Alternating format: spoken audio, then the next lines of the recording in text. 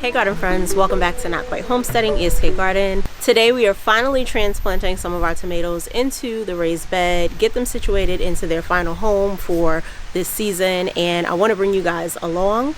So I thank you for joining me on another garden journey video. If this is your first time visiting us and you're a gardening enthusiast, you're a gardener yourself looking for community support, or if you just love a good gardening journey, definitely hit the subscribe button, comment down below, let's engage and have some fun around this gardening thing. So I'm gonna go ahead and go over to the raised bed. We have to get the soil in, and then we'll go ahead and get everything fertilized and get these tomatoes in the ground.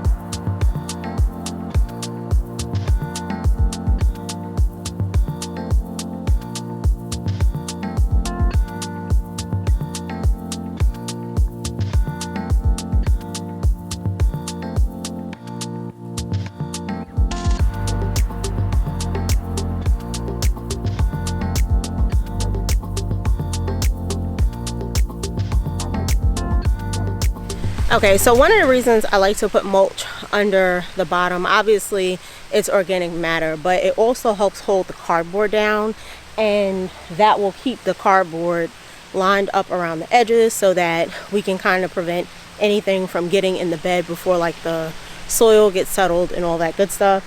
And then the other thing it actually does, which I learned recently, is I believe it helps break the cardboard down. So the cardboard needs like that organic matter and water to help break it down. So that is a tip around using mulch at the bottom of your beds if you are going to use it.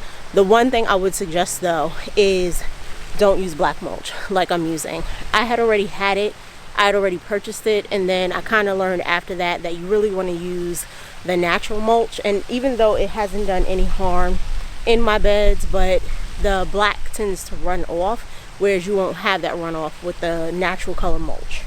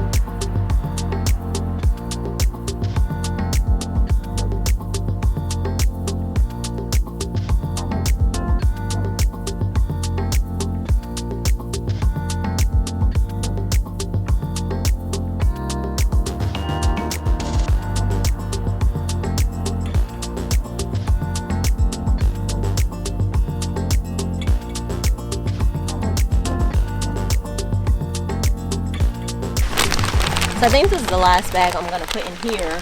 So I think that was a total of either 4 bags. I think it was like 4 bags, maybe 5. I don't know. I can't remember. But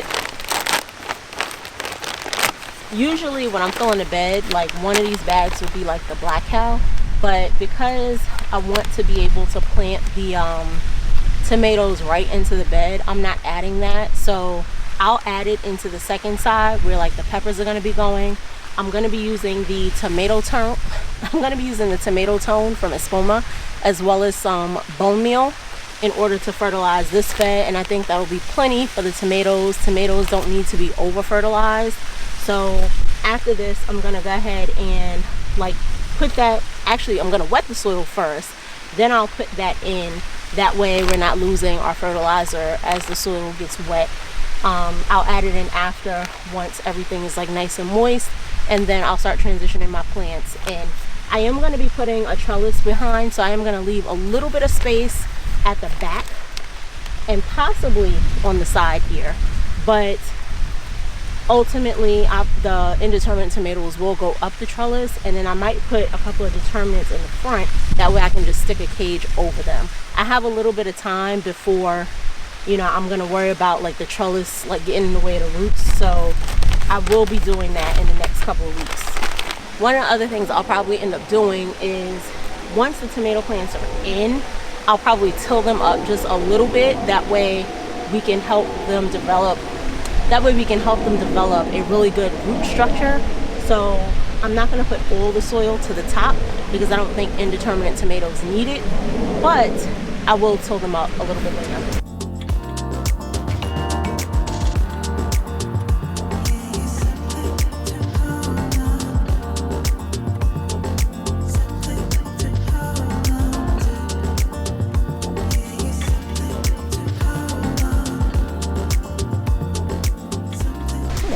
Comfortable.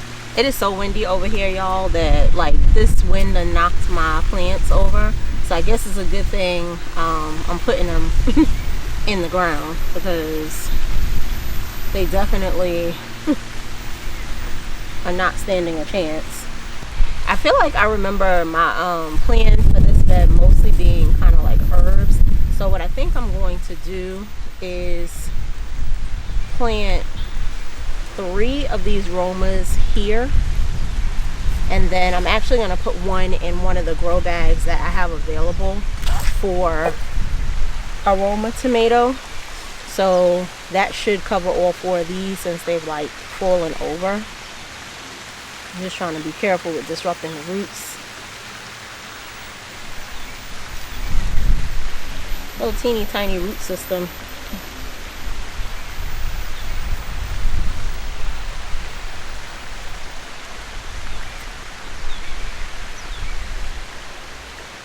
Oh crap, I know what I didn't do. I was supposed to put this under it. I'm gonna go ahead and put it around now. We'll do the rest of them.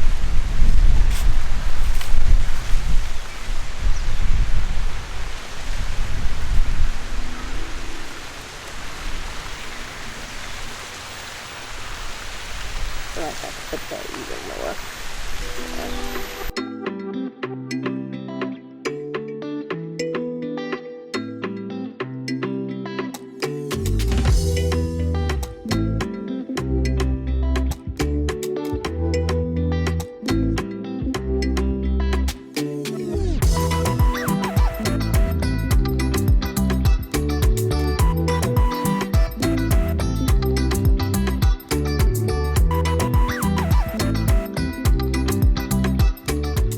I hope this little one comes to life because it's definitely smaller than the rest, but I think it'll be fine.